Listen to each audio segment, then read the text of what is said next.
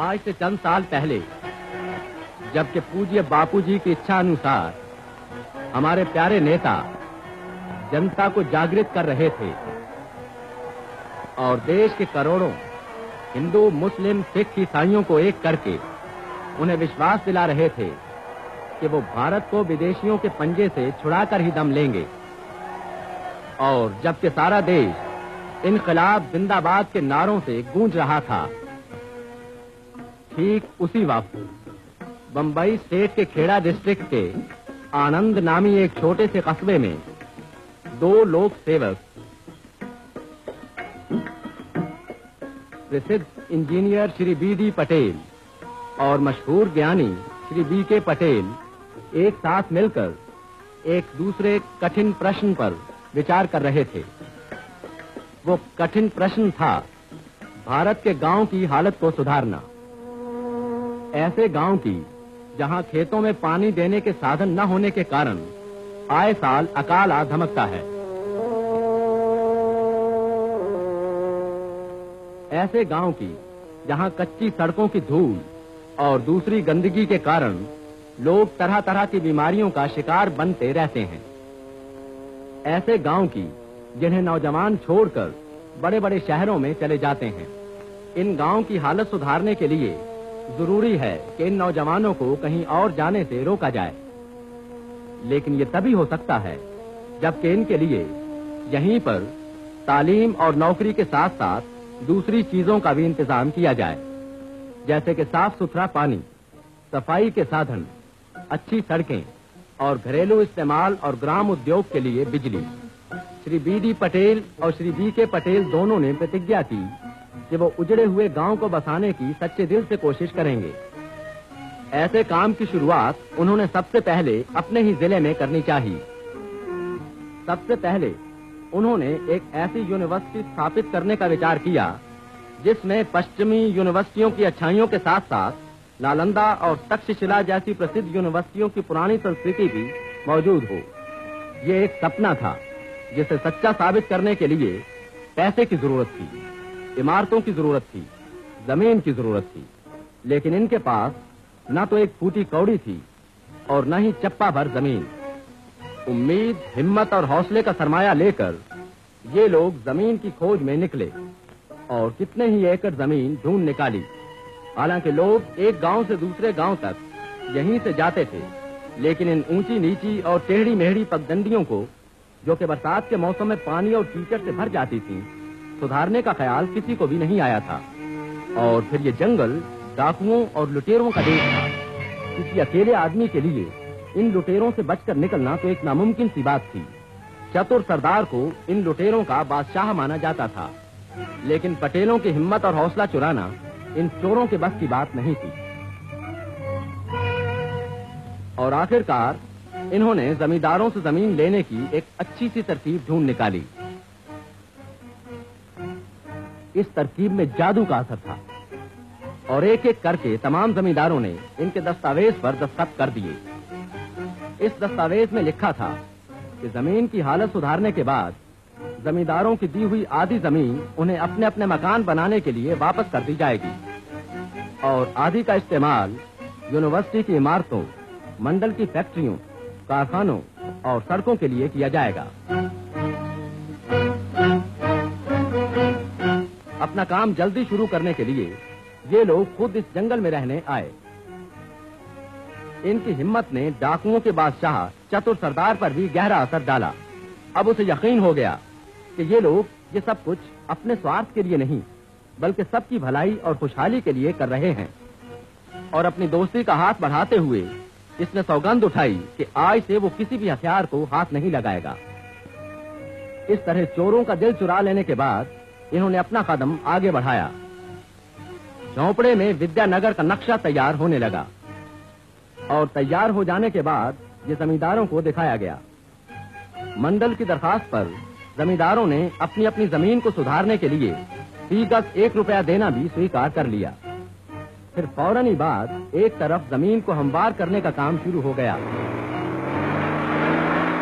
और दूसरी तरफ ईंटों और चूना भट्टियों का मुहूर्त एक हरिजन के हाथों करवाया गया।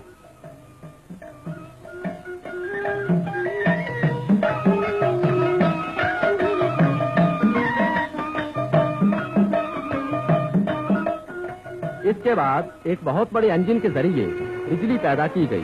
बिजली न सिर्फ घरेलू इस्तेमाल के लिए बल्कि एक छोटी सी वर्कशॉप चलाने के लिए भी, जो कि इमारतों के लिए कुंडियां और कब्जे वगैरह तैयार करने के लिए बनाई गई थी। लकड़ी की खिड़कियां और दरवाजे बनाने वाला कारखाना और नगर निवासियों के लिए पानी की ये टैंकी भी इसी बिजली के जरिए चलाई गई। इन कारखानों ने आसपास के रहने वालों के जीवन को ही बदल डाला। दिन भर काम करने के बाद ये लोग रात को भजन गाया करते थे और कभी कभी मर्द औरत की पोशाक पहनकर लोक नृत्य से अपना और पटेलों का मन बहलाया करते थे।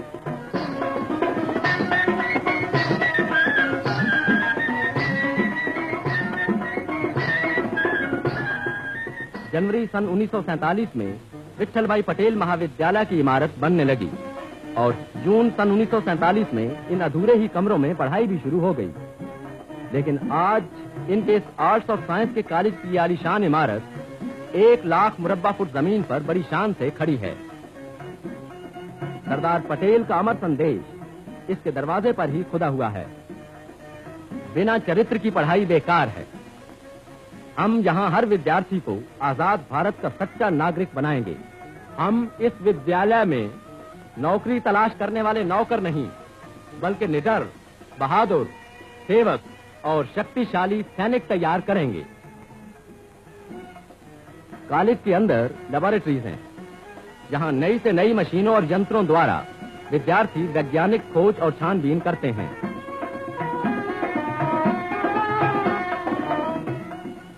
प्रिंसिपल श्री NM शाह इस कॉलेज को बड़ी सफलता से चला रहे हैं।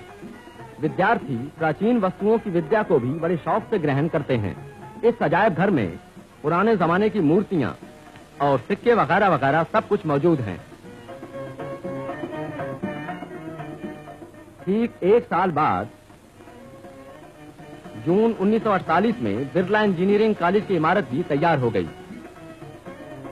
ये कॉलेज प्रसिद्ध दानी बिरला ब्रदर्स के नाम पर चलाया गया है, जिन्होंने इसके लिए 25 लाख रुपए दान दिया था। इस कॉलेज का उद्घाटन हिंदुस्तान के आखिरी वाइसराय लॉर्ड माउंटबेटन ने किया था।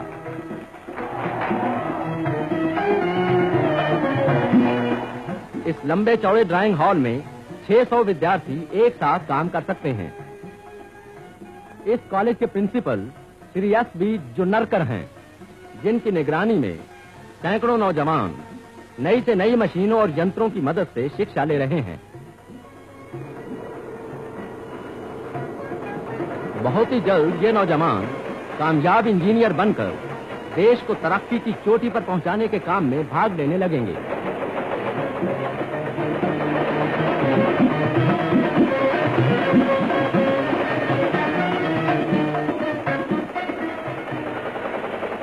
भारत के नेता सरदार वल्लभ भाई पटेल को मान देने के लिए मंडल ने इस विद्यानगर का नाम वल्लभ विद्यानगर रखा।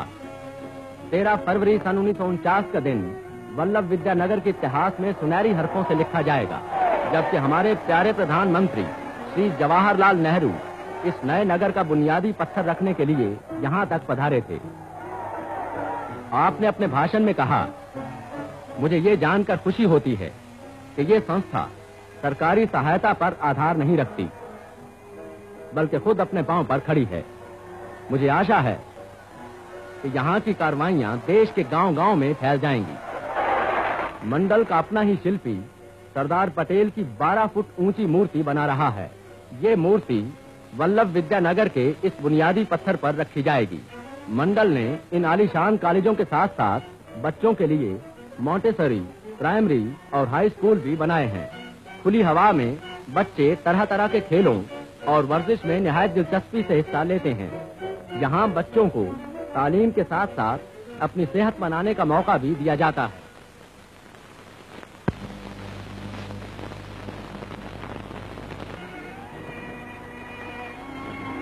सोलह अक्टूबर सन 1950 वल्लभ विद्यानगर की जिंदगी में एक और सुनहरी दिन था, जबकि नगर निवासियों ने यूनियन प्रेसिडेंट का स्वागत किया। डॉक्टर राजेंद्र प्रसाद यहाँ BJ कॉमर्स कॉलेज का बुनियादी पत्थर रखने के लिए आए थे।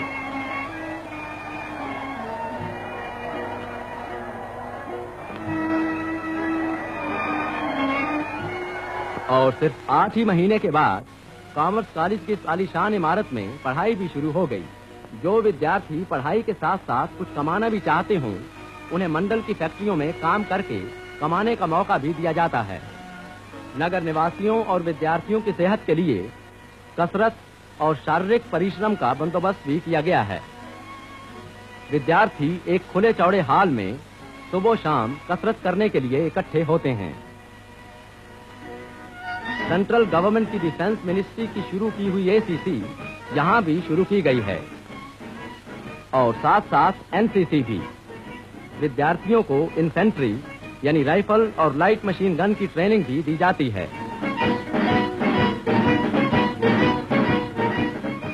मंडल ने प्रोफेसरों और विद्यार्थियों के रहने का बंदोबस्त भी नगर ही में किया है।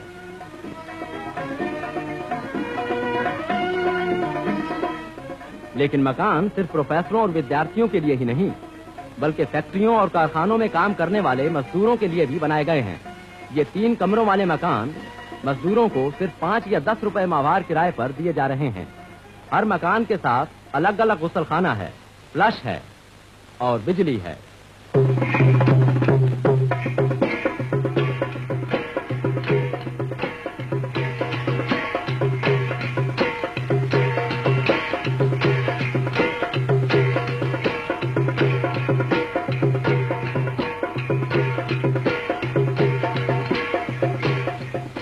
ये ऐसे मजदूरों का लोक नृत्य है जो अब नए जीवन से संतुष्ट होकर अपना फालतू वक्त नाच गानों में व्यतीत कर सकते हैं।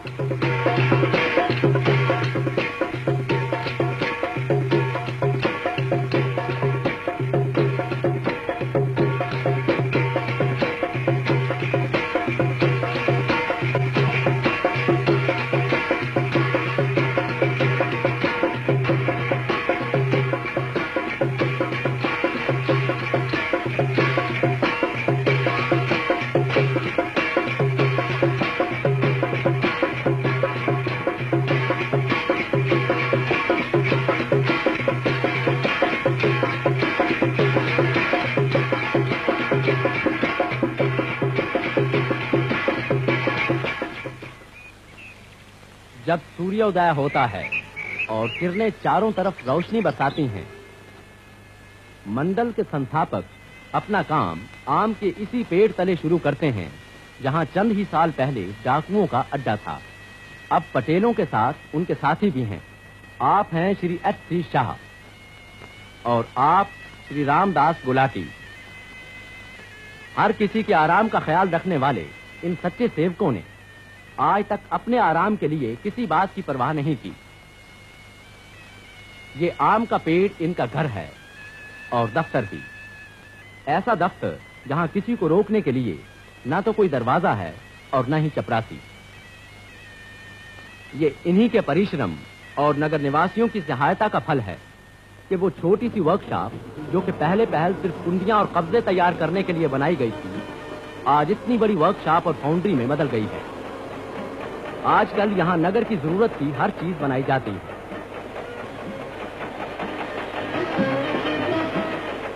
कील, कुंडियां और कब्जे,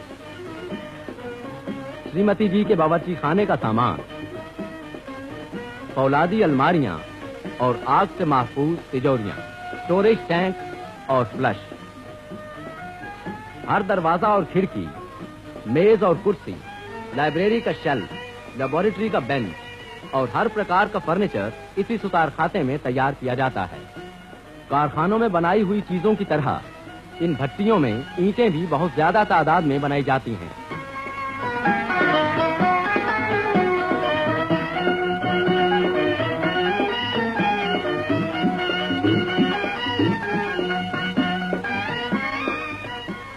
नगर की जरूरत से बची हुई दूसरी चीजें और ईंटें बहुत वाजबी दामों पर आसपास के गांव वाले ले जाते हैं। इस फैक्ट्री में अनेक प्रकार, साइज और डिजाइन की टाइलें बनाई जाती हैं और स्पन सीमेंट पाइप फैक्ट्री दिन रात सीमेंट की नालियां बनाने में मसरूफ है।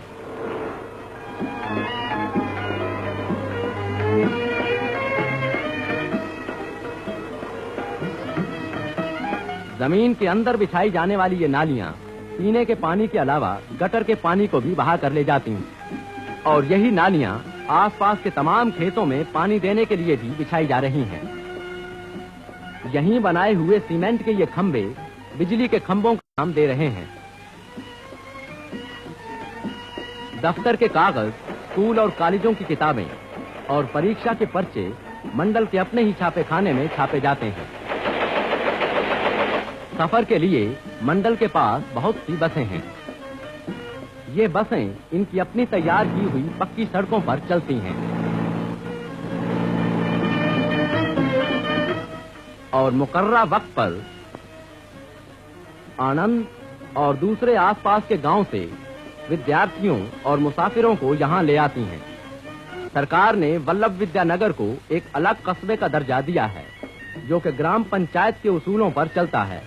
इन साफ सुथरी और खुली चौड़ी दुकानों पर हर जरूरी चीज मिलती है। अरे, ये काले चश्मे वाला तो चतुर सरदार है, लेकिन अब ये हर चीज बाकायदा पैसे देकर खरीदता है।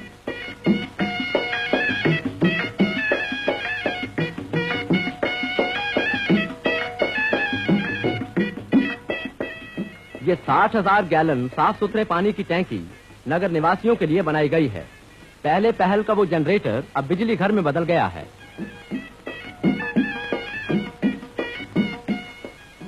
नगर का ये डाकखाना 1947 से चल रहा है। इसमें तार घर भी है, टेलीफोन वगैरह का बंदोबस्त भी कर लिया गया है।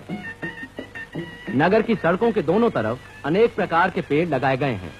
ये पेड़ सिर्फ साया ही नहीं देंगे, बल्कि इनके अलग अलग फूल इन सड़कों की शोभा भी बढ़ाते रहेंगे।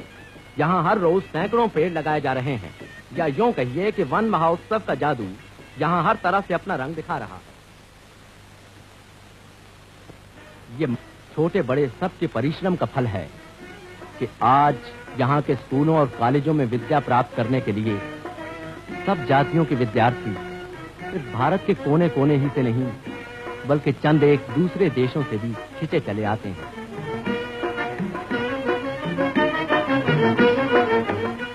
इनकी दम तोड़ मेहनतों और कोशिशों ही ने इस जंगल में मंगल कर दिखाया है। इसी जगह जहाँ सिर्फ 7 ही साल पहले डाकुओं का राज था, आज अनेक जातियों के लोग सुख चैन से जिंदगी बसर कर रहे हैं। जमींदारों में से बहुत सौ ने मंडल से वापस ली हुई आधी जमीन पर अपने मकान बना लिए हैं और बाकी के बना रहे हैं।